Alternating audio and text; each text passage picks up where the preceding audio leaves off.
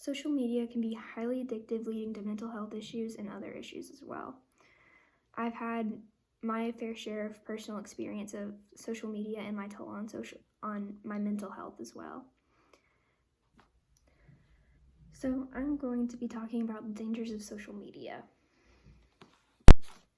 One of the biggest dangers of social media is that it's very addictive, and I've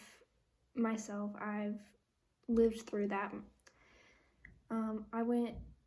During quarantine, I went maybe 6 hours a day on TikTok and social media like Instagram and Snapchat, over 6 hours really.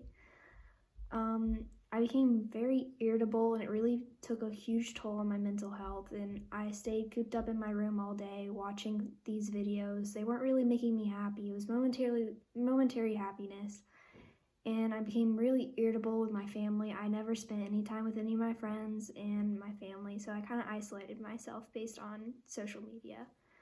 And my whole life really revolved around social media at that point. I was very set on trying to become TikTok famous, and I would watch so many TikToks a day just to get ideas to make my own TikTok. Social media can be a huge issue when it comes to mental health. In 2018, Pew Research did a survey, and they found that 97% of teens of the age of 17 use social media, and that is a lot of teenagers.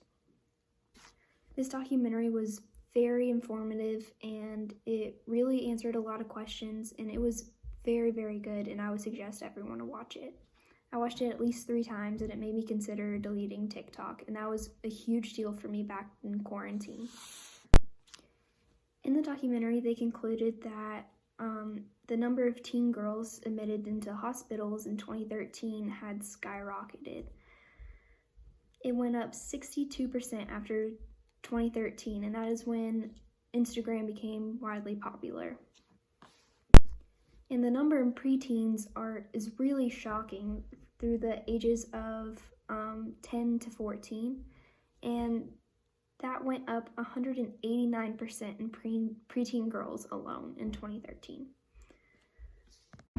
Before 2013, these numbers were very stable, and no more than 20% of girls were admitted to hospital due to self-harm. The suicide rates also went up and skyrocketed. After 2013, they went up 70% in teens between the ages of 15 and 19, and they went up in preteens of the ages 10 to 14, 151%.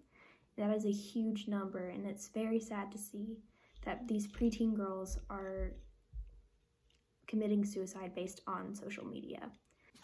And they also said that Gen Z is the first generation to use social media in middle school.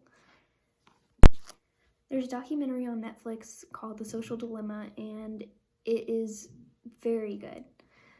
But on Netflix, they talked about the dangers of social media that come along with it. They talk about why it's so addictive and why it's so bad for us as well. And it talks about our mental health as well in this. They also said that Gen Z was the first generation to have social media in middle school. And because of that, that's why the suicide rates and the mental health issues and admitted into the hospital due to cutting went up as well. There's not a very clear-cut solution on what we can do to help with this, but there are some ways to cope, and I use them myself. I actually delete Snapchat and Instagram and TikTok for 2 weeks out of the blue moon whenever I'm feeling like it, or I feel like I've spent too much time. And for the longest time, I deleted Snapchat for a week every month for a whole 2 years. And I also, you can turn off your notifications, and that helps, so then you don't go on it as much as well.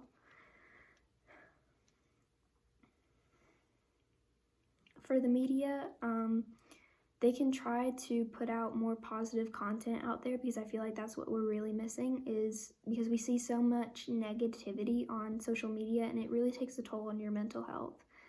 And if you don't see positive things every day, it can really hurt. And that's speaking from experience as well. Like right now, I have TikTok deleted because of the election, and there was just so much negativity, everyone was fighting, so I had to delete it.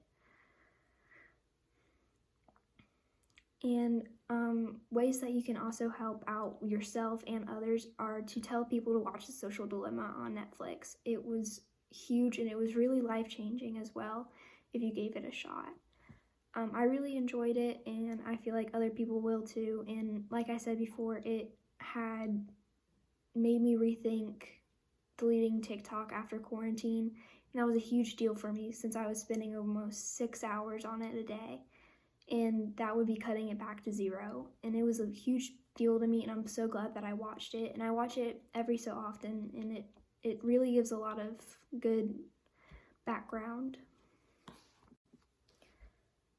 That was it. Thank you for watching my presentation, and I hope that you go and watch The Social Dilemma as well.